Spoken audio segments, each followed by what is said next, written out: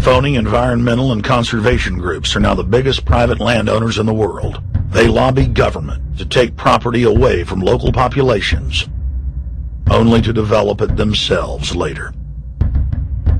When the U.S. military dumps millions of gallons of nerve gas on the east coast of the U.S., they don't say a word.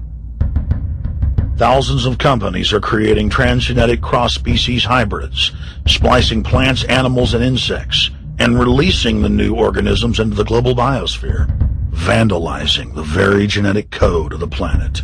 And large environmental organizations do nothing. The corporate elite of the planet intensified their push for a global taxation system with a year-long build-up to the Live Earth hysteria held on July 7th, 2007 on 7 continents. World leaders announced that saving the Earth was the new organizing principle for humanity and hailed it as the planet's new religion. They claimed that CO2, which plants breathe, was killing the Earth, and that we must reduce the number of children we have to curtail our carbon footprint. Countries across the world marked the day by passing new carbon tax schemes and raising taxes on gasoline, natural gas, and electricity. It is a scientific fact that the sun is the main driver of planetary climate, and the measurements are clear. The sun is becoming hotter, brighter. It has been slowly increasing thermal output in the last 100 years, causing warming not just on Earth, but throughout the solar system. But the scientific facts and even the order of the planets didn't matter to one of the chief organizers of Live Earth, David Mayer de Rothschild, heir to the British arm of the Rothschild fortune, when we spoke to him. When I called Rothschild on the order of the planets, he just laughed, thinking the audience wouldn't get it. He continued to count on the population's ignorance and claimed that the global warming lobby has nothing to do with carbon taxes. I guess he hadn't spoken with his good personal friend, Al Gore. Global warming, the time for debate is over. I think what you have to realize is that being environmentally sensitive and making money aren't mutually exclusive. There's a lot of money to be made in addressing this issue. But you guys are gobbling up all the world's concern to just simply line your pockets and make kids read your book in schools and do all this. It's a business, just like you said, Rothschild. It's not. Do you think I make any money out of this? It's the same thing. It's the same thing your your money-changing ancestors did. They're in Germany, Red Shield, and I'm calling you out, Red Shield. We know it's a scam. A pollution-based tax system, principally CO2. We're causing it mainly, vast majority of it. The consequences are bad and will be catastrophic unless we act. The polar ice caps of Mars are receding at several miles a year, much faster than ours, and that the moons of Saturn and Jupiter are melting. In fact, several of their moons were ice and are now liquid seas. Now, how are SUVs causing that, David Rothschild? That's because those planets are closer to the sun, my friend. No, Jupiter and Saturn are not closer to the sun. Neither is Mars. Yes, sir. I think you'll find, right, that the very simple matter, and what I wanted to say, and this is my final point, forget your taxation theory, because actually it's not taxation. Put a price on the carbon. A tax is the best way. Cap and trade can also do it. If there were a carbon-based tax, would there be a need for an economy-wide cap and trade system? They are not either or. We can do both. I am in favor of both.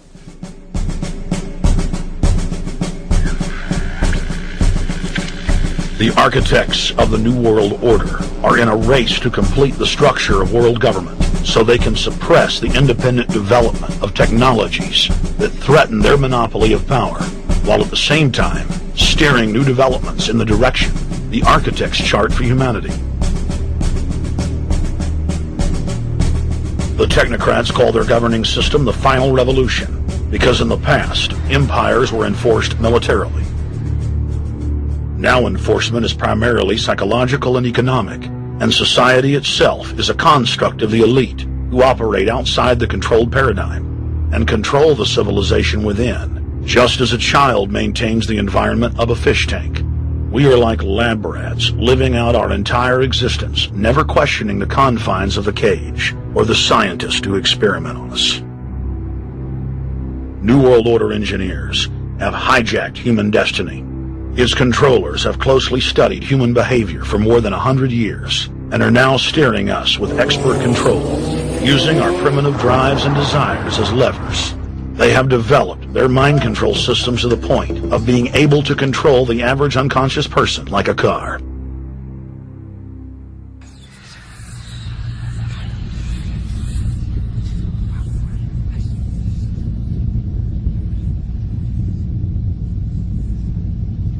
Eugenics dominated the 20th century. Its ruthless spirit has now metastasized into the fields of genetics, nanotech, and robotics. But that's not surprising. From their inception, all three disciplines have been dominated by eugenicists.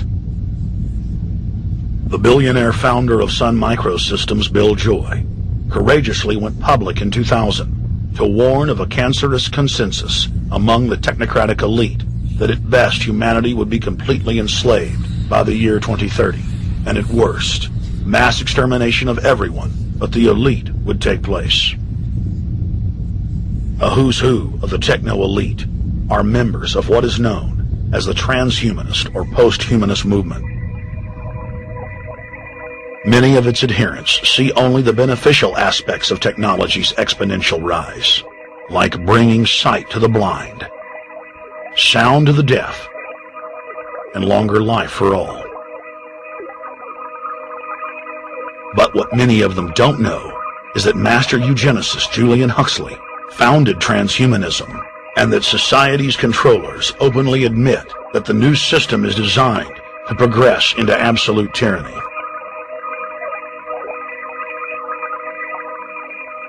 Leading transhumanist Ray Kurzweil boasts that technological advancements will allow those that can afford it to live forever, but admits that most won't be able to keep up with the new master race. The drive for world government is now all about who will control and have access to radical life extension systems. Biological evolution is too slow for the human species. Over the next few decades, it's going to be left in the dust. Transhumanists believe that they will attain the fountain of youth by merging with technology. Now, it may be within their reach. Decades ago, transhumanists said that if you did not accept augmentation or enhancements, you would no longer be able to get jobs. And now it's happening today. The elite who occupy the commanding heights of digital reality are suicidal nihilists. Suicidal nihilists know that there is no longer any substantive purpose to their willing, but they would always prefer to go on willing than not to act at all. They can very happily ally themselves with the notion of nuclear holocaust or perfect exterminism. Technology has become so powerful in its capacity for destruction that free humanity cannot afford to let psychopathic technocrats with delusions of grandeur repeat the mistakes of their forebears, because it is highly probable that this time they may destroy everything, including themselves in their mad rush for godhood.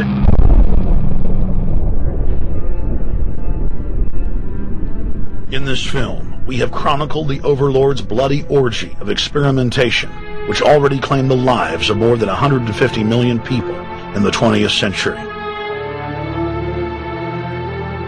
And now, they are promising to deliver an invincible tyranny that will dwarf their past exploits. In the days of World War II, there were sovereign nations and armies to stand against Hitler's final solution.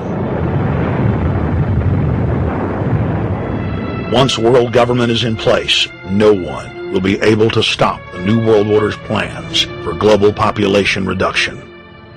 For those immune to psychological programming, hundreds of FEMA camps have already been built throughout the United States. In their quest for population reduction, no method is off the table.